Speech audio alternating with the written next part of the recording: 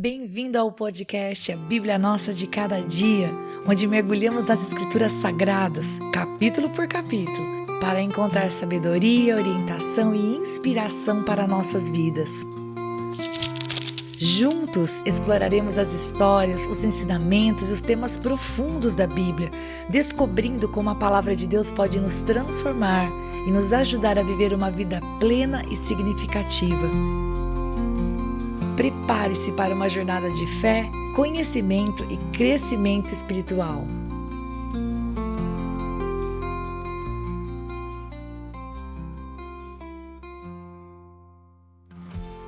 Êxodo capítulo 40. Sim, hoje nós vamos meditar no último capítulo do livro de Êxodo.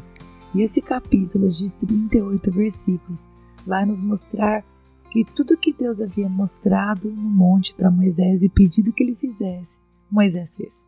Através de homens capazes que o Senhor levantou, através de ofertas do povo que o Senhor tinha provido, o povo só pôde ofertar porque Deus havia dado a eles a condição. Sim, essas pessoas tiveram seus corações inclinados ao pedido de Moisés e entregaram as suas ofertas. E tudo que o Senhor havia pedido foi feito. Então, do verso 1 ao verso 8, Deus vai orientar Moisés a colocar cada um dos móveis no local determinado. E no primeiro dia, Moisés deveria colocar no tabernáculo a arca, cobri-la com o véu, depois colocar a mesa, o candelabro, o incenso, tudo aquilo que Deus havia falado, o Senhor falou para que Moisés colocasse no lugar certo. E devia também colocar o altar do holocausto, a bacia, cada um dos móveis, queridos. Tudo coberto com cortinado, o Senhor dá toda a orientação necessária aí do versículo 1 até o versículo 8. Quando tudo estivesse no lugar, então o Senhor dá outra orientação. Moisés deveria pegar o óleo e ungir tudo.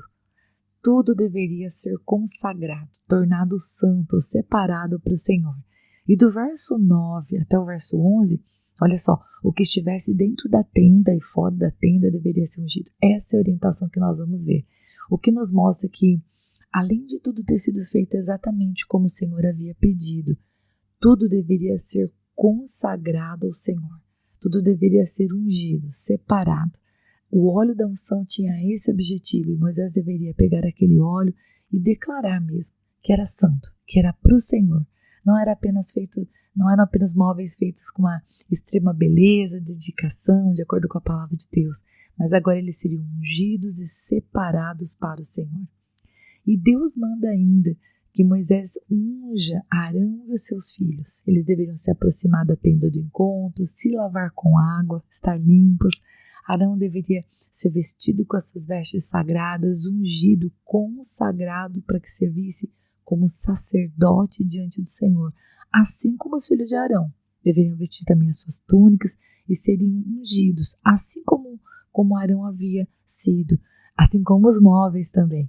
Toda aquela beleza, tudo aquilo que Deus havia preparado, qual era o fechamento disso? Qual era o ponto alto disso? A unção que separava para Deus, que separava do sujo para o santo, do profano para o consagrado, para aquilo que era de Deus. E a unção, ainda é dito, a unção sobre eles seria como um sacerdócio perpétuo de geração em geração. Sim, Deus escolheu a família de Arão para o servir e assim nas suas gerações começou com Arão. E o versículo 17 diz que o tabernáculo foi armado no primeiro dia do primeiro mês do segundo ano. Como eu amo a história! Quando a gente lê rápido, às vezes a gente não presta atenção nos detalhes, mas veja, o autor do Êxodo, do livro de Êxodo, ele precisa para nós, ele coloca para nós uma data. Sim, no primeiro dia do primeiro mês do segundo ano foi armado o tabernáculo. E isso aconteceu no começo do segundo ano após a saída dos israelitas do Egito, exatamente na mesma data. Se você gosta de comparar as escritas, vai olhar lá em Êxodo capítulo 12, verso 2. E 9 meses depois da chegada no Monte Sinai, dá uma olhadinha lá no capítulo 19, versículo 1. Olha só como Deus trabalha precisamente com datas, né? Depois de 9 meses estava ali a arca preparada para que a presença do Senhor se manifestasse no meio do povo. E há uma descrição do verso 17 até o verso 33, nos mostrando como Moisés obedeceu à risca tudo que Deus tinha pedido. No verso 29, inclusive, é dito que após colocar o altar do holocausto à porta do tabernáculo, ele ofereceu um holocausto e oferta de cereais. Eles estrearam ali o altar nesse mesmo dia. E todo o trabalho, queridos, foi cumprido à risca e finalizado. Então, o capítulo termina com um relato maravilhoso da resposta de Deus às ações de todo o povo. Porque, veja bem, eles haviam cumprido o que Deus havia pedido? Haviam. Tinham ungido e consagrado e feito lá o holocausto? É verdade, fizeram tudo como Deus mandou. Mas tem coisa melhor do que ver uma resposta de Deus a uma ação nossa?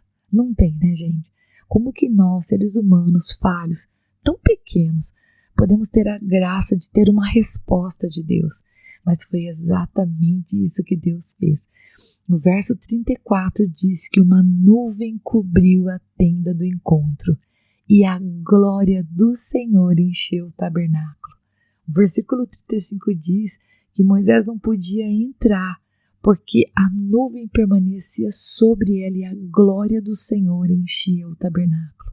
Imagina a alegria do povo em ver que o Senhor estava aceitando aquilo que havia sido feito por mãos humanas e estava descendo com a sua glória, sua presença no meio do povo.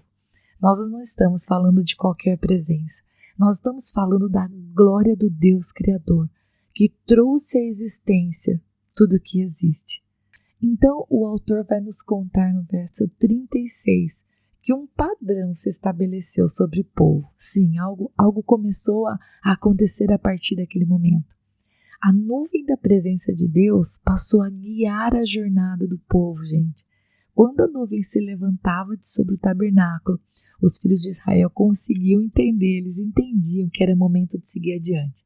Era momento de levantar as tendas, era momento de juntar as coisas e caminhar. Agora, caso a nuvem não se levantasse, eles então permaneciam no mesmo lugar, entendendo que a vontade de Deus era que eles permanecessem. Isso me lembra o capítulo 33, versículo 15, um versículo tão lindo, quando Moisés diz a Deus que se ele, o Senhor, não fosse com eles, que então ele não queria ir para lugar nenhum. E foi isso que aconteceu. Agora, a nuvem que estava sobre o tabernáculo passou a guiar a presença, com a presença de Deus, passou a guiá-los na jornada. E o verso 38 ainda nos conta que a presença de Deus se manifestava não apenas santificando, dando a direção para eles no sentido de mover ou não mover, andar ou não andar, a direção em que eles deveriam ir, mas que o Senhor, a presença do Senhor que se movia, que se pousava sobre o tabernáculo, ela se comportava de uma maneira diferente.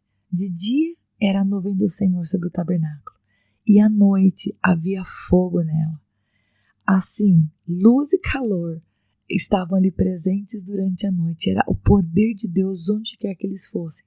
E isso acontecia à vista de toda a casa de Israel, todo o povo. E o versículo termina dizendo que o Senhor permaneceu com eles em toda a jornada, em todo o caminhar.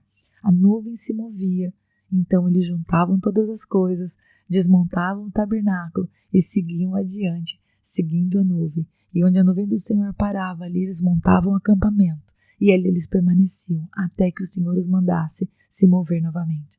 E essa presença constante me lembrou a promessa de Jesus, que está lá em Mateus capítulo 28, do verso 18 ao verso 20. Eu vou ler para vocês, que fala assim: Jesus, aproximando-se, falou-lhes dizendo: toda autoridade me foi dada no céu e na terra. Portanto, vão e façam discípulos de todas as nações, batizando-os em nome do Pai, do Filho e do Espírito Santo, ensinando-os a guardar todas as coisas que vos tenho ordenado a vocês. E eis que estou com vocês todos os dias, até o fim dos tempos.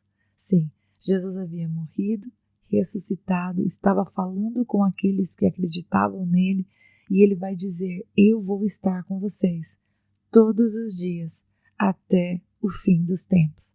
Assim como o Senhor estava com aquele povo lá no deserto, guiando eles nessa coluna de nuvem, nessa nuvem que pousava sobre o tabernáculo de dia e de noite. Da mesma maneira, o Senhor Jesus está conosco. E assim termina o livro de Êxodo, de maneira maravilhosa, dizendo que o Senhor habitou no meio do povo, Ele tabernaculou no meio do povo. A sua presença estava ali para guiar, para proteger durante a noite, para trazer luz, para trazer calor e também para mostrar o caminho, que é exatamente o que nós precisamos, não é verdade? Aplicando para as nossas vidas, e eu penso em tantas coisas importantes, nós também devemos seguir a nuvem do Senhor. E essa nuvem, ela pode não ser visível, como era para o povo, né, sobre o tabernáculo, mas que eu e você devemos, eu penso que eu e você devemos, assim como o povo foi ungido e consagrado ao Senhor, nós devemos também buscar diante do Senhor diariamente, porque não é um ticket que você compra para o mês, né? Deixa eu me consagrar aqui ao Senhor para o mês, e você faz uma coisa e pronto. Não, a escolha de caminhar com o Senhor é diária. Existem os dias fáceis, existem os dias difíceis, existem os dias que você acerta e os dias que você erra. Em todos esses dias existe o Senhor, que não sai de perto de você. Se às vezes vem aquela sensação de que Deus está longe, acredite, isso é um engano da sua alma. O Senhor está perto de todo aquele que o invoca. Então você e eu, nós só precisamos fazer uma coisa. Nós só precisamos orar. Orar mesmo com instância, orar mesmo com o coração rendido, dizendo: Deus, vem governar a minha vida. Eu entrego o meu dia de hoje nas tuas mãos. Senhor, move a nuvem. O Senhor move e eu ando com o Senhor. O Senhor para e eu paro também. Nós devemos buscar isso, esse entendimento. E naquele momento, Arão, os filhos, os móveis estavam sendo consagrados ao Senhor. E a presença de Deus veio de maneira maciça. Eu convido você, eu me convido, eu convido a mim mesmo para que a gente possa todos os dias nos lembrar de logo pela manhã ao acordarmos, dizer para o Senhor: Senhor, eu rendo a minha vida aos teus pés. Senhor, vem se mover na minha vida, na vida do meu esposo, dos meus filhos, da minha família. Senhor, vem comandar os nossos passos. E que você possa, a cada situação da tua vida, a cada momento de decisão, dos momentos felizes e dos tristes também, perguntar para o Senhor: Pai, se o Senhor disse que estaria conosco, Senhor, me mostra a direção. Assim como o Senhor guiou o teu povo nas jornadas, me mostra, Senhor, quando é o momento de parar, não de desistir. Parar não é desistir. Muitas vezes parar é tomar um fôlego. Qual é o momento de parar e qual é o momento de seguir? E você pode ter certeza que aquele que fez os ouvidos, ele ouve. E ele está ouvindo a tua oração, a oração com fé, o render do seu coração. Que o Senhor Deus te abençoe e até a próxima meditação, se Deus quiser.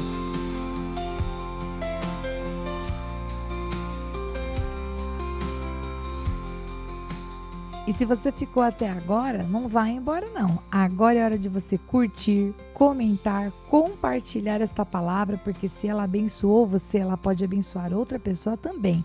E lógico, se inscreva no canal, ative o sininho, assim você não perde os próximos episódios. Deus te abençoe e até lá!